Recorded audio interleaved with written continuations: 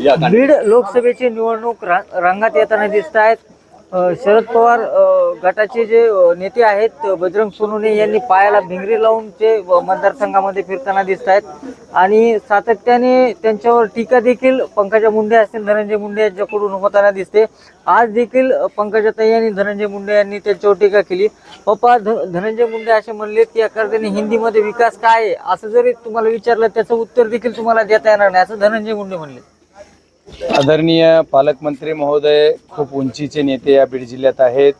त्यांनी काय म्हणावं हा त्यांचा अधिकार आहे, पण मी परवाच बीडच्या कार्यक्रमात एक मनोगत व्यक्त करताना उर्दू हिंदी सर्वात बोलून त्यांना दाखवलेलं आहे। त्याच्याहून त्यांनी त्यांचं परीक्षण करावा। पण मला तुमच्या माध्यमातून त्यांना एक आव्हान करायचं आहे की 1 to 1 त्यांच्या उमेदवारांनी मी समोर बसू, हिंदी तर बोलून दाखवतो, पण इंग्लिश टू इंग्लिश बी नाही बोललो तर राजकारण तर रिड्रॉल होईल। याबरोबर पंकजा मुंडे असे म्हणले की जात जात काय करताय, एकदम मातीसाठी काम करा। जे कोणी जात जात करतंय याचा अभ्यास तुम्ही सर्व माध्यमांनी आणि आपल्या सर्व लोकांनी केला पाहिजे। ही जनता जनार्दन आहे। जनता जनार्दन कोण जात करतंय, जातीवर आम्ही बोलतच नाही।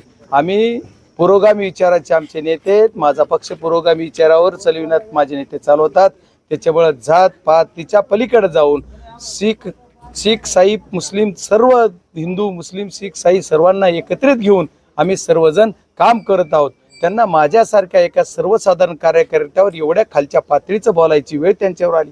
परमेश्वराने त्यांना चांगले दिवस देवोत आणि त्यांना काहीतरी सद्बुद्धी चांगली देवो की माझ्यासारख्या छोट्या कार्यकर्त्याला एवढ्या उंचीच्या हिमालय एवढं नेतृत्व असणाऱ्या नेत्याने चांगलं बोलायचं शिकवावं असं मला आपल्या माध्यमातून सांगायचं। बाप्पा, चांगला प्रतिसाद तुम्हाला गावोगाव मिळताना दिसतंय। विजयाच्या किती जवळ आहेत आणि कशा पद्धतीचं अपेक्षा असणार आहे तुमची? मी विजयाच्या जवळ नाही, विजय पार करून पुढे आहे असं मला आपल्या सर्वांच्या ताकदीनं सर्वांच्या आशीर्वादानं मला वाटतंय।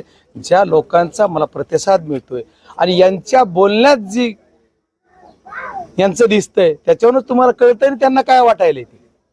काय मतदारांना कशा पद्धतीचं आव्हान असणार आहे तुमचं? मी मतदारांना आव्हान करत नाहीये, मतदार मला आव्हान करतायत की तुम्ही बीड जिल्ह्याचं प्रतिनिधित्व संसदेत करताना आमचे प्रश्न तुम्हाला मांडायचेत आणि तुम्ही आमचे खासदार आहात। आता तुमच्यावर तुम्ही उमेदवार नाही तर तुम्ही खासदार आहेत अशी जनता म्हणते। बाप्पा, जिल्ह्याचे अनेक प्रश्न आहेत, मात्र तुम्ही ज्यावेळेस लोकसभेमध्ये निवडून जातात कुठला असा प्रमुख प्रश्न आहे की जो पहिल्यांदा तुम्ही सोडवणार आहेत गेल्या सभागृहात?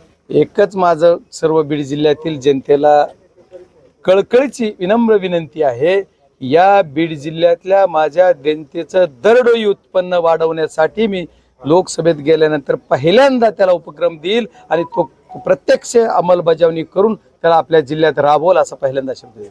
बाप्पा, 22 तारखेला तुम्ही फॉर्म भरतायत, कसा फॉर्म भरण्याची पद्धत आपली असणार आहे?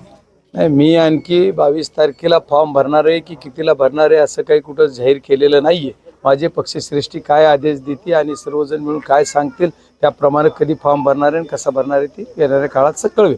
25 तारखेला पवार साहेब माजलगाव मध्ये येत आहेत, कशा पद्धतीचं पवार साहेब या ठिकाणी भूमिका मांडतील? नाही, पवार साहेब काय भूमिका मांडतील ती पवार साहेबच त्याच्यावर बोलू शकतात, पण ते कधी येणार आहे त्याचा आणखी अधिकृत तसा दौरा आलेला नाहीये।